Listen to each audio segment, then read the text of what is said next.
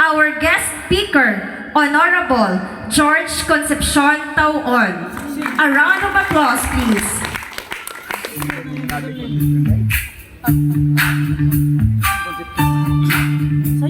Sayaw. Yung sayaw. SBB. Check. Wow, thank you so much for that very superb, using all the adjectives that make me kilig. Before I start, my due respect to our school's division superintendent, ably represented by Ma'am Jill A. Marceliones, the Administrative Officer 5. Good morning, ma'am. Also to Ma'am Armeline C. Garke, the Budget Officer 3. Ma'am, good morning. To our Assistant Schools Division Superintendent, Ma'am Love Emma B. Sudario. Our School Principal, Sir Joel S. Nakila. Sir, good morning. To the Barangay Soriano officials, my family in providing services to all our constituents, spearheaded by our active punong barangay, Honorable Evangeline C. Racines, Honorable Kulta, Honorable Pagaran, Honorable Lopez, Honorable Maghanay, and Honorable Taliser. Faculty and staff, parents, guests, and to the graduating class batch 2023 to 2024 of Soriano Elementary School, once again, good morning, ohayo gozaimasu, ug maayong buntag kanatong tanan. May buntag! Okay. Today marks the 33rd closing exercises of Soriano Elementary School. Meaning, bot pasabot, 33 na ang mga katuigan ang nangagi ug daghan ng mga nag-graduate diri sa atong eskwelahan. Apil na ko o kamo ang pinakabag-o. So palakpakin inyong mga kagulingon ana for a job well done. No? I am deeply honored and overwhelmed to be invited as the guest speaker for today. When Sir Joel texted me and told me about the role that I will be doing today, to tell you frankly, at first, I was a bit hesitant. Then that led me to ask myself, nganong ako man?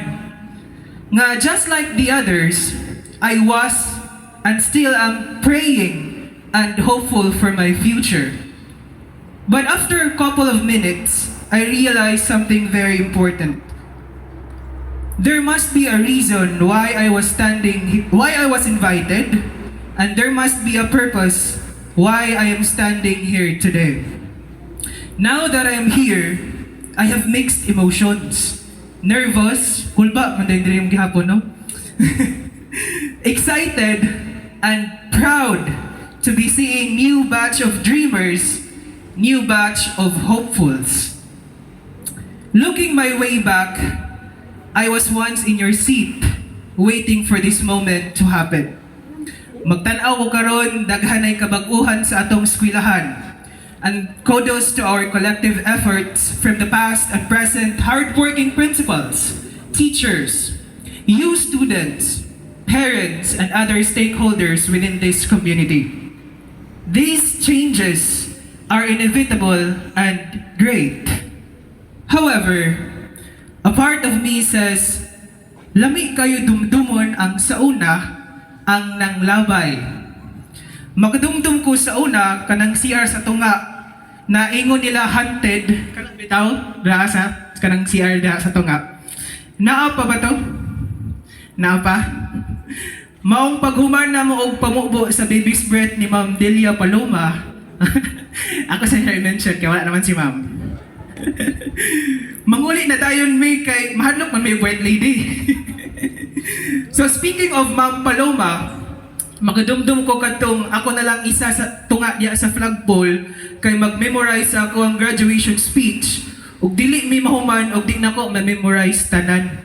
Mong thank you kayo ma'am. I think you already knew the reason why. So with this year's theme, Kabataang Pilipino para sa matatag na kinabukasan ng bagong Pilipinas, or Filipino Youth for Strong Future of the New Philippines, you might be wondering why I cited few events in the past if we are preparing for our future. As I did my research, thanks to Google, matatag means firm and strong. In Tagalog, matibay at matapat. Graduates, always remember that a positive perspective of the past is vital to a successful future. Now, speaking of the future, kabalo na mo asa mo mag-high school? Kabalo na mo? Wala na. Yes? Very good. Excited na ba mo mag-high school? Oh, very good. I know that some of you are still in doubt and a bit frightened of what the future beholds. And that's okay. Normal ra na. Just like me before. Mahadlok ka kay wala man ka na honor. Sila highest honor man. Sila with high honor man. Kids, always remember that you are more than your roles and titles. As a teacher by profession, choosing to be a public servant made me realize that it is not what you're going to do, rather what you are going to be. More than being a human doing, be a human being. And what it means to be of that, your achievements, imong mga awards, imong mga medals, your high status in life. When we are hopeful, be also kind. No? So being a matatag or strong or firm na bata displays internal characteristics. Unsa man ang internal characteristics? Ang atong gamit sa emotional ba, ang atong kasing-kasing. Dili lang pautukay, kundi gamitan po nato sa atong kasing-kasing. Because the more we started to discover our identity towards these qualities, the more we begin to build healthier, happier foundation for ourselves and others. In not so distant future, pila ka tuig karon, siguro mga 5 or 10 years from now, if you gather with your acquaintances and have some retrospection of the past, kada bitaw magtapok-tapok mo mga classmate, like for example, na alumni dahil sa Soriano, so magtapok man dyan mo tanan, 5 to 10 years from now. I want you to describe the people that made you who you are for today and in the future with these 3 things. Number 1, describe the person the way how they treat others. Number 2, their attitude and what makes them uniquely beautiful. Instead of describing your classmate as, siya man tong, di ba siya tong high honor? Di ba siya tong highest honor? Di ba 5 iyang medals? No? Why not describe that classmate as kind, as intelligent, and someone who cares his friends dearly? Di ba nindot kami naon? Nindot dili? Nindot. Okay, one more. Instead of describing your teacher, kaya of course, dili naman mga classmate ang inyong istoryahan ana jud pag magtapok na mo, apil sa ang inyong mga teachers dire sa Soriano Elementary School. Like for example, Teacher Christine Deloso, asa man si Ma'am? Okay, kaway-kaway na sila nagtago diya sa TV. Okay, like for example, describing Ma'am Christine Deloso. Magtapok na mo, mula na mo, katubang teacher na to sa una na buutan, gwapa. Intelligent teacher who loves her family deeply, and more so, a woman who fights back, stands firm, bilang matatag to the things she believes are just and right. Di ba nindot? Okay. Be a matatag with a heart. Di ba? So aside from being strong physically, emotionally, be also that person who has a kind heart. One more. Before I leave this stage, let me give to you these matatav life hacks. Unsa nang life hacks? Di ba uso na sa TikTok karon kanang maglisod ka ni nga butang o may life hacks ako sa'yo. Di ba? Kanang tuluan ka unsaon pag how to make complex things to easier and simpler. So mo na life hacks. So it is to prepare you in becoming high school and college students and life after that. So listen carefully because here are my life hacks. Today's generation is different. Your generation. You are mature compared to us before. Simple lang kasi kami mag-isip noon. Matured but delicate and sensitive at the same time. So here are my life hacks for you. Number 1. Ayaw ninyo dibdiba ang inyong problema. Ayaw ninyo soloha. Share it to your family, to your trusted friends. No? Huwag na amoy gibit-bit, hambin nga mga problema. Ayaw ninyo na isipa nga kamuray naa. No, you have to share it to the people around you that could uplift nga maka-boost sa inyong self-esteem, sa inyong self-confidence. Ka-importante kayo na. Okay, mga bata? Okay? I-share inyong problema. Ayaw, diba? Number 2. Enjoy life the way it should be. Bata pa mo. So, gawa sa inyong balay, dula, mintras kaya pas lawas. Kaya pas tuhod, kaya pas inyong mga likod. Kay mabot ang panahon, madumduman ninyo nga may pag-ibanatan na kutog dagandagan sa una kay karon sakit naman akong tuhod. Murag ako na. No? Kay paglingaw-lingaw mo kay bata pa mo. But be accountable and be responsible towards your actions. Nalingaw mo pero responsible at the same time. Okay? Okay, very good. Number 3. Use social media wisely. So kinsay nakaila diri ni Michael Clark Duncan. Tagaag premyo ni Kapitan. Dili ako matag. Si Kapitan. Kinsay nakaila diri ni Michael Clark Duncan. Michael Jordan rin ay wala mo nakaila ni Michael Clark Duncan. Kato bitang American actor who played John Coffey in the movie The Green Mile. Katong dako nga laki bitaw nga wrongly accused nga nagbuhat siya bad, gipriso siya, pero ang tinuod ato is he was just trying to revive the life of the young innocent girl. So wala mo kailan niya. So kailan mo ni Miss Kitty-Ring? Kailan mo ni Miss Kitty-Ring? Kato bang nag-compose sa kanta ba nga Five Little Monkey? Wala mo kay kisa magkamula na kanta. Sige kata ba? Five Little Monkey. Lagi. Sige. And the doctor said, Pagbilang kong 3. nakatago na kayo. Ayoko na nakaupo sa tumayo. I wanna be To be a twinkle star. meow. Awa pa diyan. Meow.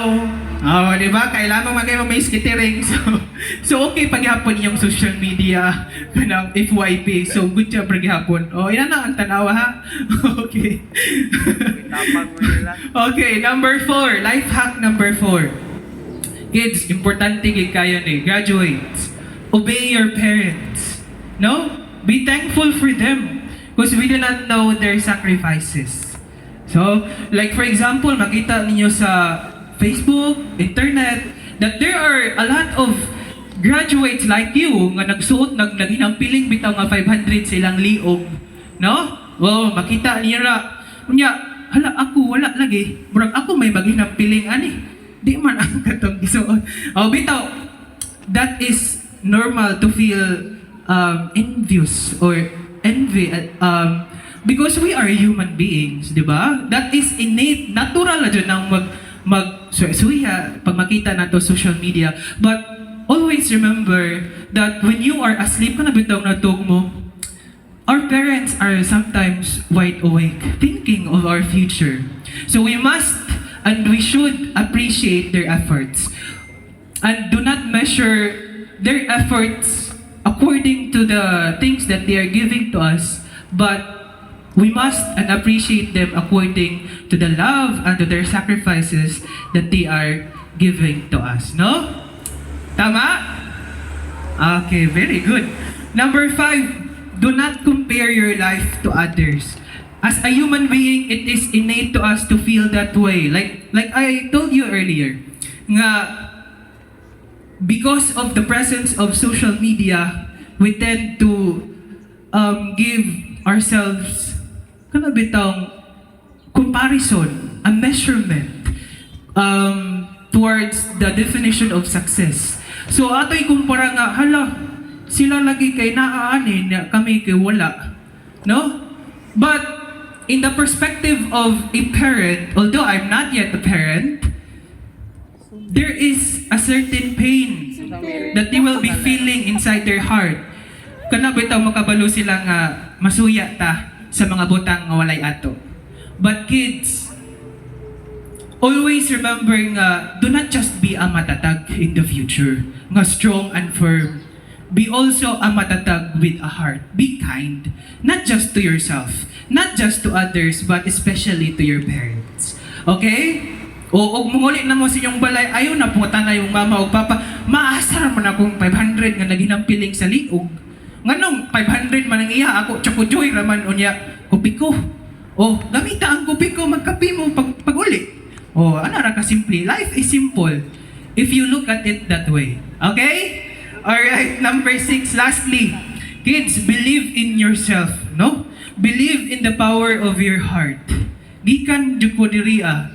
And then, look at me. I'm not yet accomplished like how other people perceive what accomplishments are, what truly accomplishments are. But in my own way, I define accomplishments differently. If you're happy, having simple things in your life, then that is one accomplishment already. No? If you are happy waking up in the morning, looking around and that there are your parents cooking your meals deliciously, no? Kanang masimutan ninyo, kahumot bas bulan nga gibritong mama, that is already an achievement. No?